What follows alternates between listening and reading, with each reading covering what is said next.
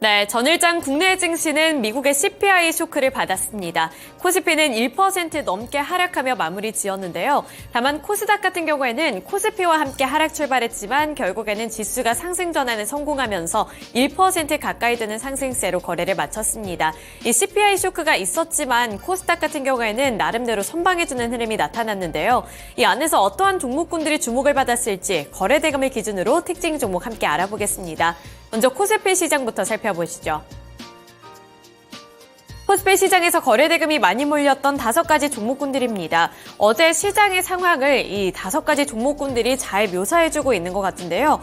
우선 대체적으로 어제 하락하며 거래를 마쳤습니다. 삼성전자가 1.6% 하락했고요. SK하이닉스도 0.87% 하락하면서 1% 가까이 되는 하락세를 기록한 가운데 현대차도 1.41% 하락, 에코프로 머티리얼즈가 4.53% 하락하면서 그동안 올랐던 상승분을 반납하는 모습이 나타났습니다. 이 안에서도 상승불을 켜낸 빨갛게 물든 종목이 한 가지가 있었는데요. 바로 두산로보틱스입니다. 두산로보틱스 7.53% 상승한 82,800원의 종가를 기록했는데요. 이 두산로보틱스는 특징주에 넘어가서 실적과 함께 어떠한 이슈로 상승을 했는지도 조금 더 자세하게 파악해 보도록 하겠습니다. 네, 이어서 코스닥 살펴보시죠. 코스닥은 마찬가지로 상황이 코스피랑은 사뭇 다르다는 점, 이 5가지 종목을 통해서도 살펴볼 수가 있는데요. 어제 코스닥 살펴보시면 상승 마감한 종목군들이 훨씬 더 많습니다. 네오셈이 우선 29.43%로 상한가를 기록했고요. 가온칩스가 5.27%, HPSP가 3.88%, 제주반도체가 8.03%의 오름세를 기록했습니다. 우선 보시면 어제 코스닥 시장에서 빨갛게 물든 종목군들은 반도체 종목군들이라는 점이 눈에 띄실 텐데요. 특히나 그 안에서도 온디바이스 AI 반도체 종목군들이 주목을 많이 받았다는 점 확인해 보실 수 있습니다. 반면에 2차전지 관련해서 에코프로는 2% 넘게 하락했고요. 2.05% 내린 62만 2천 원의 종가를 형성했습니다. 네, 이렇게 코스피와 코스닥에서 주목을 받았던 거래대금이 많이 몰렸던 5가지 종목군들 각각 살펴봤는데요. 이어서 특징주를 조금 더 자세하게 파악해 보도록 하겠습니다. 첫 번째 특징주로는 두산로보틱스 살펴볼 텐데요. 두산로보틱스가 어제 실적을 발표했습니다. 실적 자체는 그렇게 좋은 성적은 아니었는데요. 실적을 조금 더 면밀하게 살펴보면 두산로보틱스의 지난해 매출액은 530억 원을 기록했고요. 영업 손실은 192억 원을 기록했습니다. 매출액의 경우 전년 대비 18% 증가한 수준이었지만 영업이익 같은 경우에는 132억 원에서 60억 원 더 늘어난 수준으로 영업이익이 많이 줄어들고 영업 손실이 더 키워진 그러한 실적을 발표했는데요. 이렇게 실적이 부진했음에도 불구하고 이렇게 주가는 상승할 수 있었던 것은 앞으로의 전망이 긍정적으로 제시가 됐기 때문입니다. 이 전망을 살펴보시면요. 두산로보틱스가 올해 주력 판매 시장인 북미와 서유럽 지역에서의 채널 확대를 발판으로 해외 중심의 매출 성장을 이어가겠다는 포부를 밝혔습니다. 미 진출 지역인 중남미와 동남아시아로의 신규 진입까지 추진할 계획이라고 밝히면서 앞으로 이 판매 채널이 확대될 것이라는 기대감에 투자자들의 관심도가 높아진 거였는데요. 두산로보틱스는 어제 기업 설명회를 통해 해외 판매 채널을 올해 109개로 확대할 예정이라고 밝혔습니다. 이는 2023년 81개 대비 34.6% 증가하는 수준이고요. 앞으로도 채널을 점차적으로 늘려서 오는 2026년까지는 219개까지 확대할 방침이라고 밝혔습니다. 이렇게 해외 중심의 판매를 늘리겠다라고 밝히면서 실적 자체는 부진했지만 앞으로의 가능성에 조금 더 베팅을 하겠다는 건데요. 따라서 두산로보틱스 어제 정규장에서 7% 넘는 강세로 거래를 마쳤습니다. 네, 이어서 다음 특징 종목으로 넘어가 보겠습니다. 다음 특징주로는 온디바이스 AI 종목들 확인해 볼 텐데요. 정부의 지원 전략 발표 속에 일부 종목들이 상승했습니다. 우선 제주반도체가 그 대표적인 종목이고요. HPSP, 가온칩스가 대표적인 온디바이스 AI 반도체 종목이라고 살펴볼 수가 있습니다. 그리고 아래에 보시면 네오셈 같은 경우에도 상한가를 기록했는데요. 네오셈 같은 경우에는 또 이제 CXL 관련 종목으로 엮이면서 어제 상한가를 기록했다라고 살펴보시면 되겠습니다. 정부가 올해 하반기 고난도 AI 연구를 수행하는 AI 연구 거점을 미국 그리고 한국에 만들고 온디바이스 AI 활성화 전략을 제시했는데요. 과기부는 전날 국산 AI 반도체를 기반으로 초기 시장 단계인 온디바이스 AI 시장 선점을 위해 온디바이스 AI 활성화 전략을 마련하기로 했다고 밝혔습니다. 과기부는 핵심 과제를 선정을 하고 조속한 확산을 위해 R&D와 서비스, 제도 개선 등 이러한 분야에서 민관 협력에 기반해 전방위로 지원을 하겠다고 밝혔는데요. 또 생성형 AI와 메타버스, 블록체인 등 이 디지털 기술 융합으로 신시장을 창출할 계획까지 함께 밝혔습니다. AI 플랫폼 확산 및 생태계 조성도 추진할 것으로 드러나면서 이 정부 차원에서 AI 시장, 온디바이스 AI 시장을 확대할 것이라는 기대감이 시장에 퍼졌고요. 따라서 시장에서는 투자자들의 매수세도 함께 이쪽 분야로 확산이 되는 모습이 나타났습니다.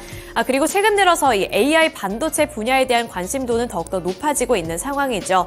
최근에 글로벌적으로 봤을 때도 오픈 AI CEO인 샘 올트먼이 9,300조 원 가량의 투자 금액을 유치를 하겠다라고 밝히면서 기대 심리가 더 커졌던 바가 있는데요. 여기서 국내에서까지 이러한 호재 소식이 전달이 되면서 국내에서 온디바이스 AI 관련 종목들 다시 한번 주목을 받았습니다.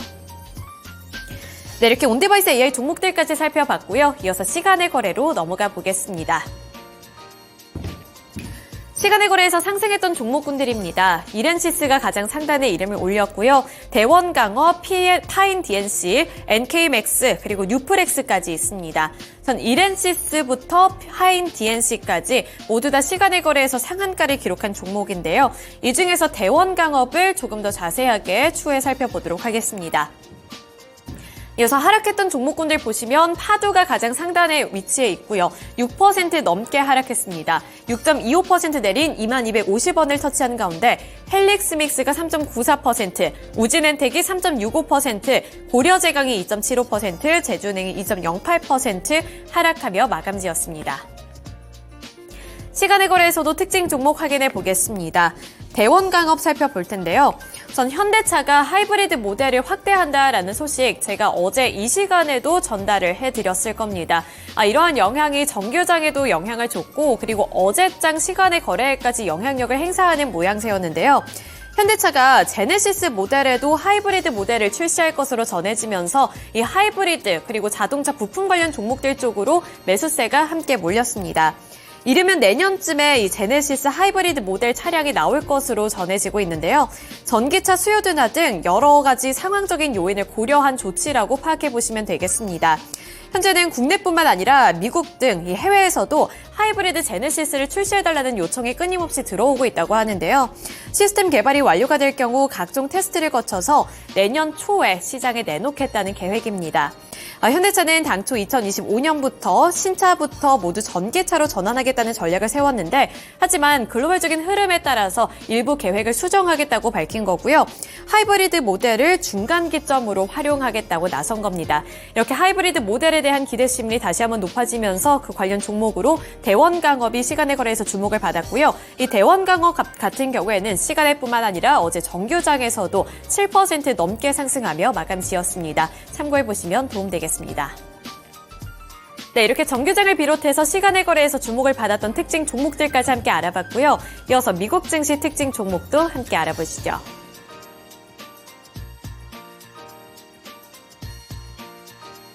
네, 다음으로 미국 증시 특징 종목들 함께 보겠습니다. 간밤에 뉴욕 증시 좋았습니다. 다시 한번 반등에 성공하게 되면서 S&P 500 지수 5,000선으로 복귀하는 흐름을 기록하기도 했었고요. 이 조기 금리 인하 기대감이 높아진 CPI 때문에 함께 좀 줄어드는 모습이었는데 간밤에 여는 총재들의 발언을 보시더라도 조금 더 열려있는 발언, 인플레이션이 둔화되고 있다는 점에 집중하는 발언들이 나오기도 했습니다. 이에 따라 저가 매수세도 함께 유입되기도 했었고요. 나스닥 종합지수 1.3% 상승으로 15,859포인트로 거래를 마쳤습니다. S&P 500 지수 다우산업 함께 상승하는 긍정적인 모습의 뉴욕 증시였는데요. 그리고 종목별로도 실적 발표 기업이라든지 특징적인 종목들이 많았습니다. 첫 번째로 차량 공유업체들 함께 보시죠.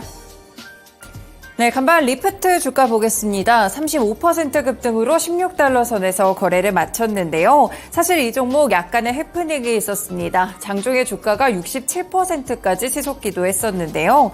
이번에 이 당초 올해 총 마진의 예상치를 5%라고 발표하면서 주가가 급등하기 시작했습니다. 하지만 이후에는 성명서를 통해서 0이 좀 잘못 찍히게 되며 0.5% 정도의 마진의 예상치를 제시하기도 했었는데요. 다만 분기 실적이 나쁘지 않았기 때문에 탄력이 줄긴 했지만 그대로 상승세를 유지하는 분위기였습니다. 리프트의 경우 4분기 매출액은 시장 전망치에 부합하는 12억 2천만 달러를 기록하게 됐고요. 주당 순이익은 0.18달러로 시장의 전망치였던 0.08달러를 크게 웃도는 어닝 서프라이즈 실적을 받들게 됐습니다. 그래서 이렇게 리프트의 주가가 함께 급등하는 흐름이었고요. 다음으로 우버 역시나 함께 14% 급등했는데요. 리프트의 경쟁사라고 보실 수 있겠죠. 79달러 선에서 거래를 마쳤습니다.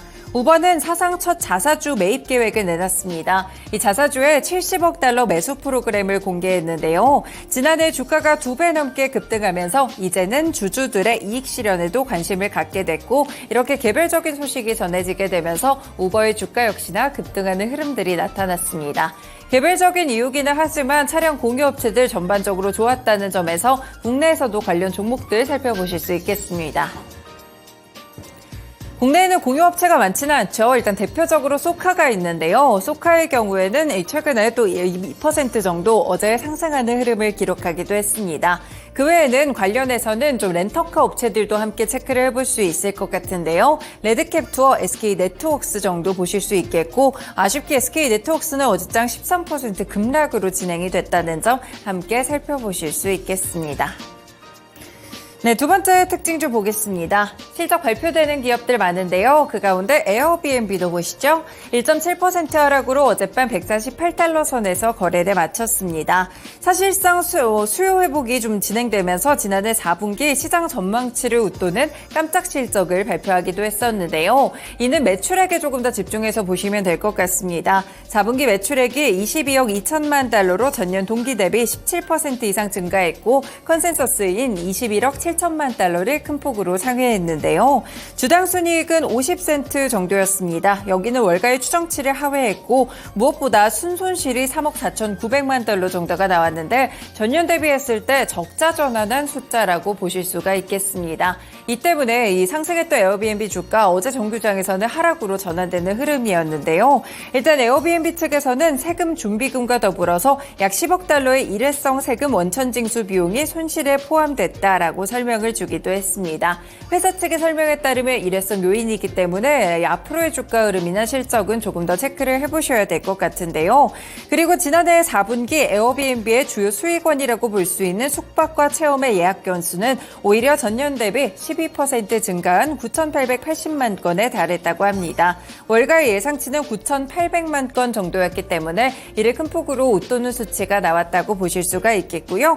그리고 이와 더불어 60억 달러 규모의 자사주 매입 계획도 함께 발표하기도 했습니다. 확실히 또 미국에서는 뉴욕 증시에서는 자사주에 대한 환원 정책, 이 주주 환원 정책이 굉장히 또 큰 포인트를 두고 있기 때문에 에어비앤비의 주가 흐름 살펴보시면 좋을 것 같은데요. 간밤에 이렇게 1.7% 정도 하락하기는 했지만 이 전반적인 차트를 봤을 때는 낙폭을 축소하는 흐름이었고요. 1년간 차트도 나쁘지 않습니다. 이 주가가 계속해서 상승 추세를 이어온다는 점에서 여행 수요 회복이 되고 있다는 점도 함께 살펴보실 수 있겠습니다. 그래서 국내에서는 관련된 종목으로 여행주들 함께 체크해 보실 수 있을 것 같은데요. 네, 여행주들 보겠습니다. 어제 모두 투어 5% 정도의 상승세를 보이기도 했었고요. 그 외에도 노랑풍선, 롯데 관광개발, 하나투어까지 주가 흐름 함께 보실 수 있을 것 같습니다. 최근의 흐름들은 좀 제각각으로 펼쳐지고 있는데요. 여행 수요 회복과 더불어서 국내에서도 좀 실적이 나쁘지 않게 나오는 여행주들이 있기 때문에 실적 중심으로도 확인해 보시면서 여행주에 대한 투자 전략도 함께 체크해 두시면 좋을 것 같습니다. 네, 마지막 종목들 보겠습니다. 간밤에 또 미국 증시에서 가상화폐 관련 종목들의 상승세가 눈에 띄었는데요. 메러선 디지털 홀딩스 14% 급등으로 29달러 선에서 거래 마쳤고요. 코인베이스 글로벌 라이엇 플랫폼스 일제히 14%대 급등세를 보였습니다. 그리고 최근에 또 52주 신고가를 경신했던 클린스파크 역시나 12% 상승으로 17달러 선에서 거래를 마쳤는데요. 이렇게 네 종목 그리고 이외에도 많은 이 비트코인 관련 종목들이 있는데 비트코인의 시세와도 상당히 연동성이 있다라고 보실 수가 있겠습니다. 실제 지금 가상화폐 대장주라고 볼 수 있는 비트코인의 가격이 굉장히 큰 폭으로 상승하고 있는데요. 시가총액이 1조 달러를 넘어섰습니다.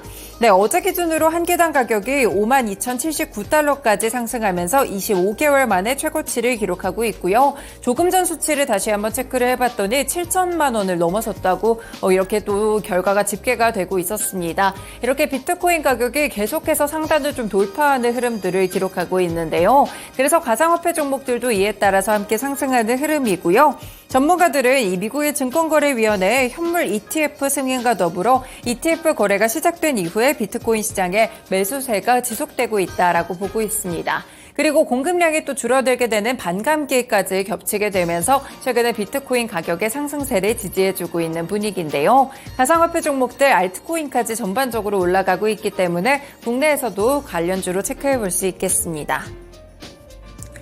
네, 국내 가상화폐 관련 종목들입니다. 위메이드, 티사이언티픽, 갤럭시아 머니트리, 우리기술투자 같은 종목들이 있는데요. 어제장 흐름에서는 위메이드가 좀 돋보이는 흐름들이 나오기도 했었죠. 그 외에도 가상화폐 관련 종목들 비트코인 시세와 연동성이 좀 있고 또 관련된 뉴스들도 많이 나오고 있기 때문에 함께 체크를 해보셔도 좋을 것 같습니다. 네, 이렇게 분위기 좋았던 미국 증시의 특징 종목들과 함께 국내 증시 종목들까지 함께 연결해드렸습니다. 지금까지 증권통투자 업데이트였습니다.